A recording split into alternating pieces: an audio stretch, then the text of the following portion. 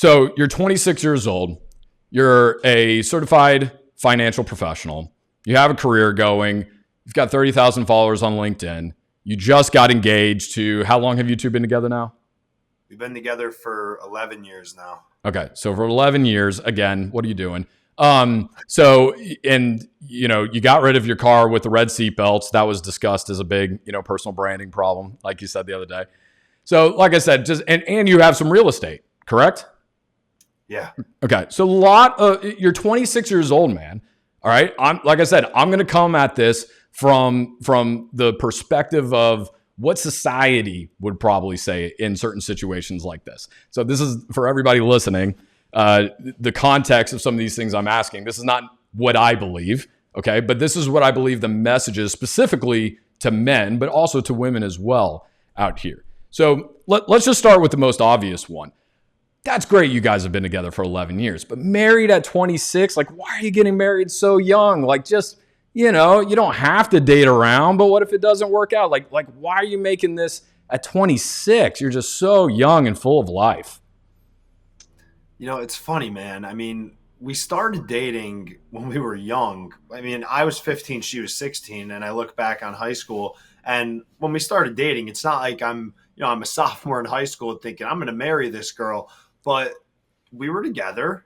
Things went well. It turns out we like hanging out with each other. And I think the biggest thing is that people overlook in relationships. I'm no expert by any means, but in my experience, like, we were friends before we were lovers, if that's the word that you want to use. And like, we enjoy each other's company more than anything. So as time's gone on, it's like, hey, if there's an issue, we go right at it. We fight about it. We hash it out and we get over it and we move on. We don't let things boil up. We don't let things just go untalked about or unsaid. Part of that is probably on me because I'm the guy, A, with not much patience, but B, like, when something's on my mind, I just have to get it out. Like, I can't keep things in. It's just the type of person I am. I wear my emotions on my sleeve. So over the years, like, that's been a big dynamic between us, and we share our vision. We share what we're excited about. But more than anything, I think this is number one. I think people really need to get this. We are independent of each other, and we give each other space to be ourselves so that, we're not dependent on each other. But at the same time, when we're together, we're better when we're together. And that's led to me being the best version of myself, her being the best version of herself. Like, you mentioned some things earlier, my career, the real estate thing, other things that I'm doing. I don't need to be convinced at all that being with her is a reason I've done and have a lot of this, because it's kept me from being distracted on chasing girls and like being at the bars all the time to try to find the girls. And I think that, like, there's nothing wrong with that for any guys that are doing it. But at the end of the day, like, evaluate how much time you're really spending chasing girls, because a lot of guys spend way too much time in their 20s, in my opinion. And I can say that confidently because I see it with my peers. Yeah. Well, I'm going to actually kind of die on this hill a little bit here and say that guys do spend too much time chasing girls, especially at this age. And the reason that I say that, I'm not saying that everybody needs to know who have their person, at the age of 26. If you can, I think it's great. But one of the things that I love to do with people, when they tell me they don't have time, they're so busy, to say, hey, look at your phone, look at your screen analytics, right? Look at the previous week. How much time did you spend on that? Well, a lot of you need to check out how much time you spent on Tinder or Match or whatever, pick your dating app, and Hinge and all these things. And it's like, how much time are you actually on that? Okay, the other thing is what's the intent of you being on there? Because for a lot of guys, some are just out there trying to get laid. But then there's other guys out there, and women too, like some women just trying to get laid. But then for other guys and girls out there, they are truly looking for something more meaningful, something more significant. But there becomes this kind of gamification to it all, and the constant swiping, and, well, he didn't say exactly what I wanted him to say, and, well, maybe we went on one date, but this one little thing was off. So I'm just going to keep on looking, and then they just kind of commoditize people and move past it.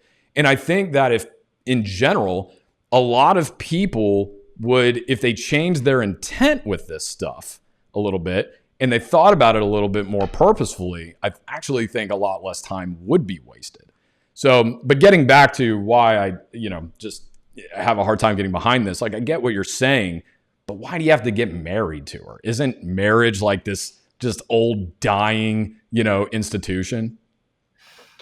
Yeah, I mean, you definitely hear that, and I guess in a way, we have some things that are traditional about our beliefs. Like we want to be married, we want to have the big wedding, which I know a lot of people uh, they kind of trash that concept today. Oh, it's so expensive and whatnot. And don't get me wrong, we're very blessed. Like our parents on both sides are going to be contributing most of what the wedding costs, and they want to do that. And great, like we're the luckiest people in the world for that.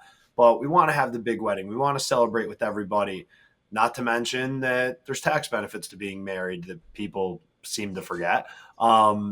And I think like financially, the most powerful thing you can have is two people who are aligned, working together. And whether even if one of Mm, them is like the breadwinner earning a lot of money, there's something to be said about the quote unquote like cheerleader. Like that really is important. That really does yeah. matter in my opinion. And I can tell you like, and it's no secret, like I make a better living than her, but she's the biggest cheerleader in my corner. And to a couple points that I made before, I would not be where I am without her. And I fully acknowledge that and like her support and sometimes borderline delusional belief in me that gives me the delusional belief that helps me take risks and succeed at them. I love it, man. I love it. It's one of the most too many times, I talk about true wealth a lot. And and the true wealth is the balance of the four types of wealth: social, time, health, and I forgot which one I didn't say, financial, the obvious one that everybody thinks of. And I think so many times people get focused on the money aspect. And like, especially, when you look at divorce rates, if you don't look at them closely, if you just look at them at face value, though, it's like, oh, divorce is almost at 50%. And, people just write that off as like a reason not to get married because it's like, well, she'll just take half my money and, or he'll take half my money. And it's such a lie because number one, it's not one in two people get divorced, right? That divorce rate is including people who have been divorced 5, 6, 7 times. And I know people that have been like that. So the divorce rate is actually a lot smaller. Also, amongst our generation, the divorce rate is shrinking because people are getting married later on in life. And then they really don't. I mean, I tell my wife all the time, like as a joke, I was like, honey, I would never leave you because the idea of just dating in this world right now is exhausting. So it's like, at the very least, just trust that on top of everything else. And she slaps me and goes, shut up and tell me you love me. And I'm like, I do. So, but it's like, it's just one of those things when you look at the other aspects of it, like you said, the social wealth aspect of it, the emotional support, the being able to come home, have a hard day and have somebody else pick you up and then you be able to do that for her. It's not just about, does this person make me happy? It's about, are we building a life together? Are we building those four types of wealth together? Couples who stay married tend to live longer lives. And that's statistical facts when you look at longevity studies. Even ones that report being kind of miserable in their marriage, they still live longer than people who get divorced and stay single or just never get married. So there's clearly something to this. Now, the thing that I want to talk, kind of ask you about is in everything that you've been doing, you're 26, you're focused on your business, you're getting married, to the girl of your dreams, and all these other things. How much has clarity in your life and what you want for your life contributed to you making these decisions? So much, man. So much. When I mean it's cliche, but I go back and just look at all the way from when I started dating Mattia in high school. It wasn't like I'm like, oh, I know I'm going to marry this girl, but I remember there was a significant period of time where I'm like, oh no, that's the girl that I want to be my girlfriend, right? Like that's one example. Going into my career then and like where I am now, having the rental property, having the house that we live in, all the way down to the car that I drive, which I'm not out here like crazy big balling, but I definitely have a car that I like really wanted. And as a kid, it was something I looked to have. I believe so much in writing out what your vision is, getting super clear on that, getting super descriptive on that. I have probably a dozen legal pads, front to back, every page full of me just writing out my vision, writing out my vision, writing out my vision, writing out what I want in life. Over here in my office, I have a vision board. On my phone, my background is a digital version of my vision board that I look at every single day. And the reason that I believe so much in that, people that crap on vision boards or manifestation and all that stuff, they all have one thing in common. They're not living the life that they want. The people that talk about them and tell you about them and are the ones that people laugh at, well, for some funny reason, they're the same people that are living the lives that they want. And Right. my first year of my career, I started doing these things, and it was amazing how things started materializing every single year, year over year over year. And it's not like you do the vision board and all of a sudden 3 months later something happens. Right. But 10, 12 months, a year and a half, you look back and you're like, oh man, that's funny, like how that happened. And the naysayers will say, oh, well, you just like, you did that because you made that money and then you put your money there to do this. And like, that's why. And it's like, that's exactly why you don't get it. Yeah. Yeah. No, I think this is the funny thing about it, right? One of my favorite go-to lines when I'm talking to people about my mastermind, especially if they're in business of some kind, I go, imagine it's the beginning of a new year. You're walking into your strategic planning meeting and you're responsible for laying out, what the plan is going to be for, the upcoming year. And you walk up to people and you go, hey, been doing this for a little while. And this year, I just feel like I'm going to wing it. Let's not like really track anything. Let's not have metrics. We don't really need goals. Let's just see how it goes. Like, what do you think about that? It's like you would either be laughed out of the room, demoted, or fired, like right then. Everybody admits that.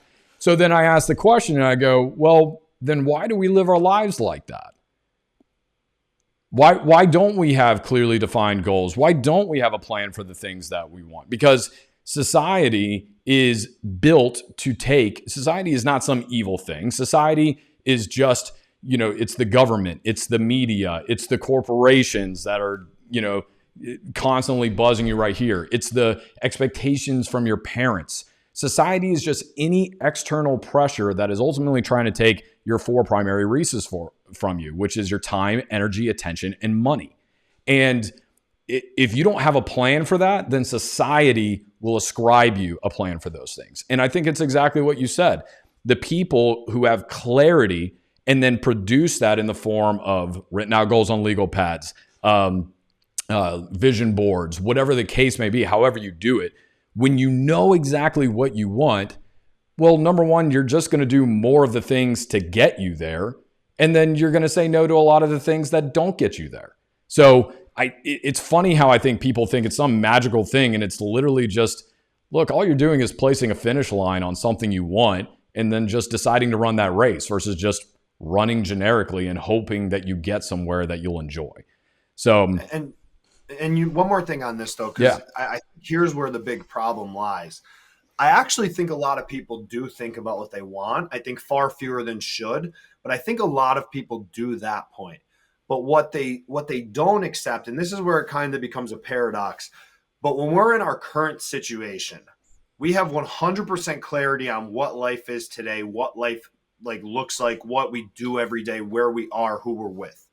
When we have this vision for the future, the part that we have zero clarity on, and it's basically impossible to get it on, is what needs to be done in between and what will unfold in between to get to this point. Absolutely. So this is where uncertainty comes into play. So I think what a lot of people do is they try to search for certainty where uncertainty is supposed to exist. And that inherently takes them away from what they actually want. And that is why people stay stuck. Yeah. So what's your solution for that? You need to be okay with uncertainty. So like I think about, let's talk about the Celtics because I'm a diehard Celtics fan, and I know you love that about me. Freaking Boston and LA teams, right. You guys, man, just taking all our trophies. Like let's think about uncertainty though, right? So last year the Celtics win the championship. At the beginning of that season, if you told the Boston Celtics that they were going to win the NBA championship and it was 100% certain, it would not feel so good when they won the championship. The championship trophy feels good in your hands because you didn't know that outcome was guaranteed. You charged into the unknown. That outcome was going to happen. It's the same thing for your dream life. And it's the same reason why someone with $100 billion or $1 billion or whatever insane dollar amount, when they could go walk down to the Ferrari dealership and buy one in cash, it's the same reason that it no longer excites them, because it was like, I could do that any day. It's That's a just great certain point. rather than the guy who worked his whole life to buy that freaking Ferrari. And it's like, oh my God, like it's a different level of dopamine. And that's a materialistic example, but uncertainty is a good thing, because without it, there would be nothing exciting about our lives. Well, the other thing that you're kind of getting at that is coming with that journey into the uncertainty, right, is sacrifice. And that's something that I talk a lot about, with people. It's like, listen, I don't care what you say you're going to tell me that you will do to get what you want. Tell me what you're willing to sacrifice to get what you want. That's how I'll know. Because it's a lot of times it starts right here. Hey, we just looked at your phone and you spent 20 hours last week on TikTok, but you said you want to start your own business and you want to spend more time with your kids. Are you willing to sacrifice TikTok and delete that? A lot of times the answer is no. They're like, I'll cut down the time on it. I can just do less. It's like, no, that thing is digital cocaine. Okay. Like, I hate social media and the distractions and all that. I use it for business. I had to delete TikTok because I could not, as intentional as I was, get off of it. Maybe some people can. That's great. But it's like, if you're on there that much, I'm just asking you, do it a month and just use that to get some momentum going. That would be 80 hours back. Are you willing to delete it? And I have people saying no. So it's like, if you are not willing to sacrifice TikTok for the things that you really want in your life, well, then you're just not a serious person. And you need to come to grips with that. And the fact that your life will not change for the better in any kind of, timeline that's going to make you happy. Let's put it that way. So yeah, I think that I love what you're saying of it's the journey, like getting that clarity on what you want eventually, that championship trophy. You need that finish line, but it's the journey to get there that makes the entire thing worth it, because it's going to be full of sacrifice and hardship and all the things that you and I both know make everything worth it. So yeah, I love that, man. What has Clarity done? You are, you've got a lot of different awards. You're an up and coming CFP, different things like that. You're doing a great job brand building on LinkedIn and different things like that. Talk to me about your professional life a little bit, because again, at 26, a lot of people are just graduating college. Maybe they have an entry-level position, something like that. The majority of people your age would not be that far along. And unfortunately, especially with men and young men, we are seeing them just opt out of the workforce and, living at home with their parents, digging around playing video games, doing whatever they're doing kind of a thing. And I'm not hating on video games. Everybody always comes at me. Look, I love playing the Spider-Man video game on my PS5 as much as anybody, okay? But it's limited, to certain periods of time. And no, we can't all be Elon Musk and be top 10 in Diablo and do all the other things, okay? He's an alien. So don't use him as your excuse. But for you, it's like, what are you doing in your business? How has clarity with what you want in your professional life and your personal life, translating into the success that you're having at 26? First things first, I think it's who do I want to become? Like, who do I want to be? What do I want to do? Where do I want to be? Knowing all of those things, which kind of tie into vision, they help me reverse engineer to present day what skills I need to work on and what I need to do. So like a big thing that I've done. Can you give me an example? Because that's such a good point. I want people to understand this on a functional level. Give me an example. Exactly. So going right into that, something that I've done, and like people say I got receipts. I got receipts on this. So anyone that challenges this can come see me. But I have literally put over $200,000 into my personal investment and business investment. What that's entailed, for example, one of the things, LinkedIn has been a big thing in my brand. Mm-hmm. I identified at some point earlier in my career, hey, I need to get better at writing. Like, I'm doing good with some things on content, but I could be better here. So I had a coach that I looked for. I found one. I paid him money. And sure enough, he showed me how to improve, and I got better. And that directly led to making more money. I've had a coach that I figured, hey, I feel pretty good about public speaking. But what if I could just fix all the little things that I don't even know that I don't know are wrong with me right now? And then she can help me with that. So I found her, she helped me with that. I have a coach who helped me become a better financial advisor with specific skills and how to run my process and how to give value to clients and stuff like that. And I have a bunch of other examples I can give. But each time in my life, when I reverse engineer to like, just an example, how do I become the $1 million entrepreneur? How do I become the $1 million financial advisor? Well, that guy, that version of Mondo would be good at X, Y, and Z. So I need to start working towards that now. And then when you work on each of those skills, they stack with each other and they actually compound their effect. Because Yeah. when you're a public speaker, you're a more valuable financial advisor, and you know how to communicate this to the world through content and through social media. That all comes together to amplify to something that it never could by itself. Yeah. It's just, I love, there's so much to unpack with what you just said, because number one, so if we were to break that up into two things, right? Your investment was ultimately in skills and in personal brand. And Yeah. to me, that is one of the biggest things that, like, if you want to make money and you're not sure if you want to go to college or not, then take the same money that you would take. And by the way, you need a fraction of what you would probably spend on college in a lot of situations, and in a fraction of the time as well. It won't take you 4 years. Take that money and go focus it on skills. We are moving away. You're seeing all the big corporations drop these stupid 4-year requirements for entry-level positions. You were seeing people opting out of MBA programs. You were seeing, MBA programs shut down. College applications are down, even though there's still plenty of demand for it. I'm not saying college is going away. And I'm not anti-college, by the way.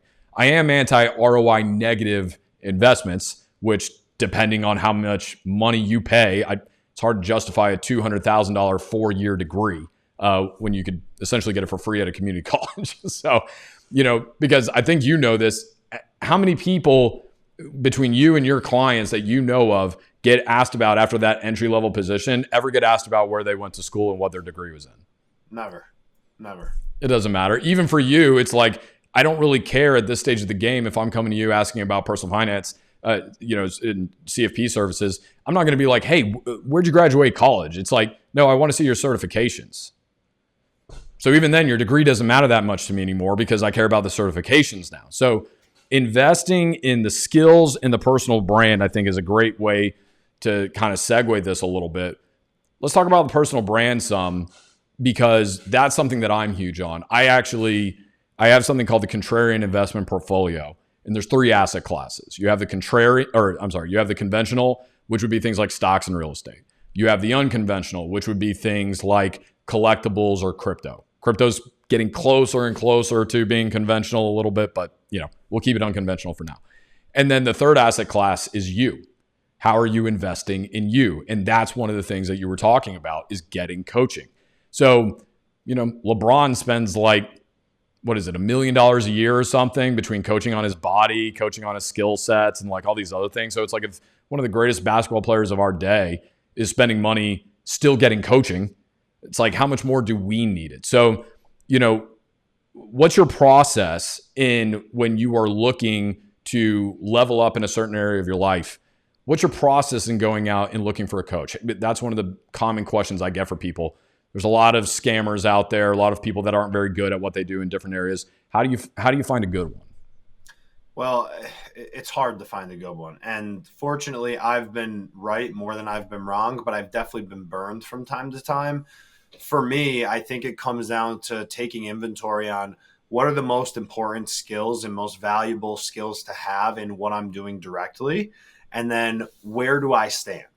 Like, is there reason to believe that if I can be this much better at said skill, whatever that is, that my earning capacity will go up that much?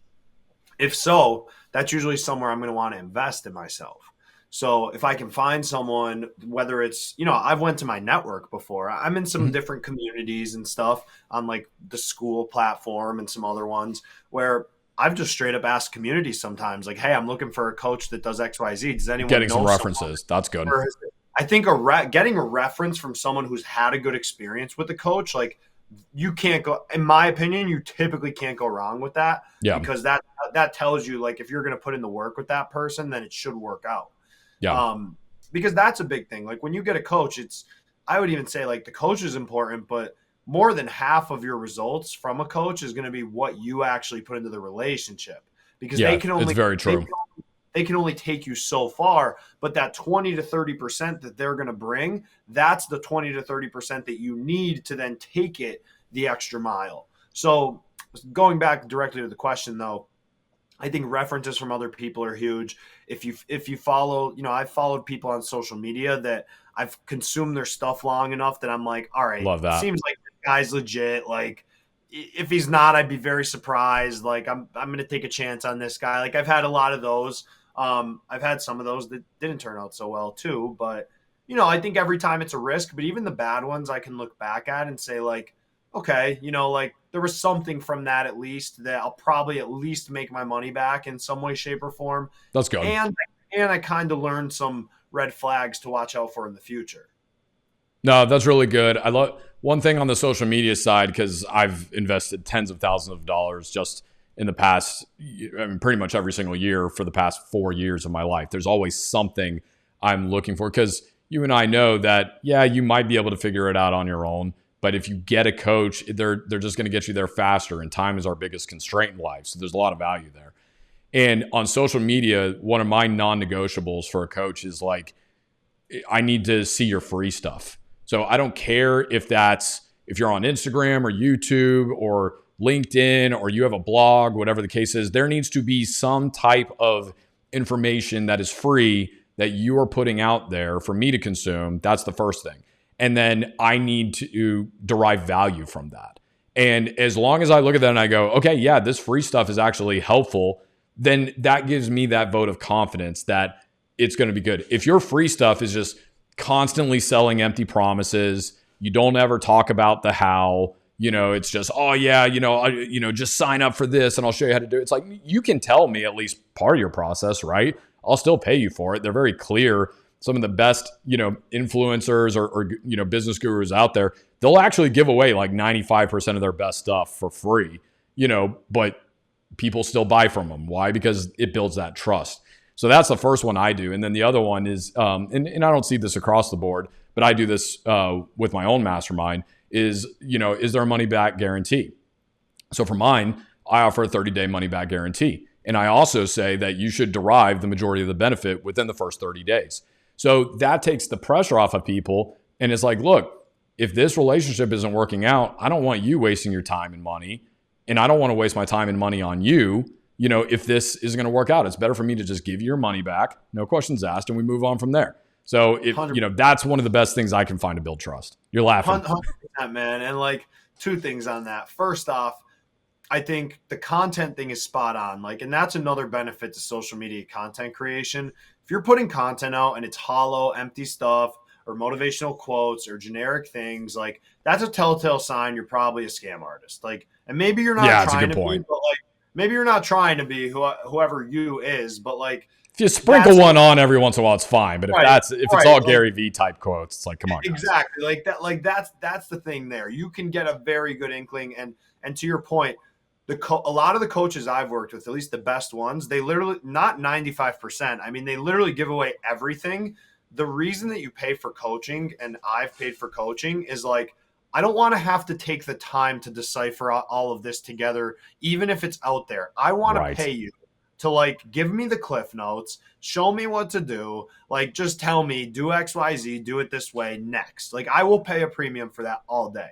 Yeah. Second thing, I laugh about like the money back guarantee, because I literally just had a client the other day that I fired, which like I don't do this often, but we've been working together for a few months and they've been paying me, of course.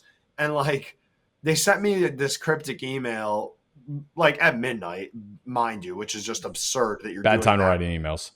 But anyways, they're like, we're really just not getting the value from this, and we don't understand, and blah blah blah. And meanwhile, it's like they don't come to meetings prepared. They don't put the effort in from their end, and it's like hey, I think this probably isn't a fit. There's probably misalignment that both of us didn't see here. I'm going to refund you. I wish you the best, but we should probably part ways.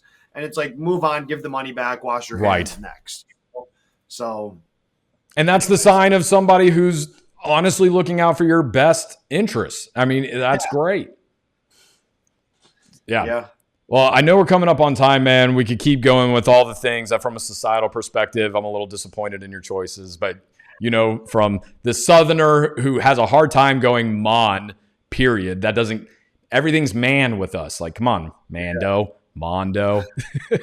Sorry, buddy. I can't help it sometimes.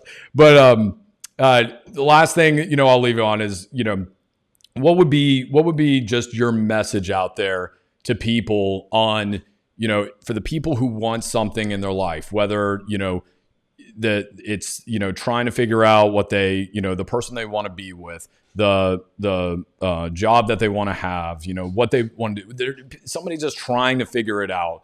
When it comes to finding clarity on that, do you have any kind of tip or perspective on something that they can functionally do to, try to get that? You can't look for clarity externally. It only comes internally. And what you need to realize, a harsh truth about our world, I think, and this is just something I've learned in my experience, most people are actually pessimists in my experience. Most people, any decision you make, they will find the reason why you shouldn't make that decision. They will find the reason why it won't work out. But every single time, almost, people will tell you that until the one time it does. And the one time it does, in retrospect, of course, everyone will say, oh, yeah, you've been with Mattia for 11 years. Of course you were going to get married. Well, really? Because if I look back to high school, it's like, we didn't know we were going to get married then. So I'm investing in this relationship, right? So it's like, you need to be willing to do unconventional things. You need to be willing to go against the grain. You need to be willing to go Lone Ranger on decision and say, my gut tells me this is the best decision. I don't care if everyone around me is telling me it's the wrong decision. I'm going to follow this and I'm going to make the best of it. And sometimes that could be detrimental, but I think more often than not, you need to remember you are the only person, including your family and your loved ones, you are the only person that has the experiences you've had to this date to put you in the position you are right now to make a decision that feels right in your mind that you want to move forward with. So because you're the only person, there will be times that you're the only person that can see why you're making a decision. Oh, it's so good. We live in a world to where it's just so easy to blame things externally happening to us. The economy, there's systems going against me. Take your pick, right? Like, I didn't grow up with, this kind of privilege that another person has. It's like, guys, I hate to break it to you. Nobody cares. Nobody cares. Like that stuff feels good for the moment, but at the end of the day, what does it get you? It gets you nothing.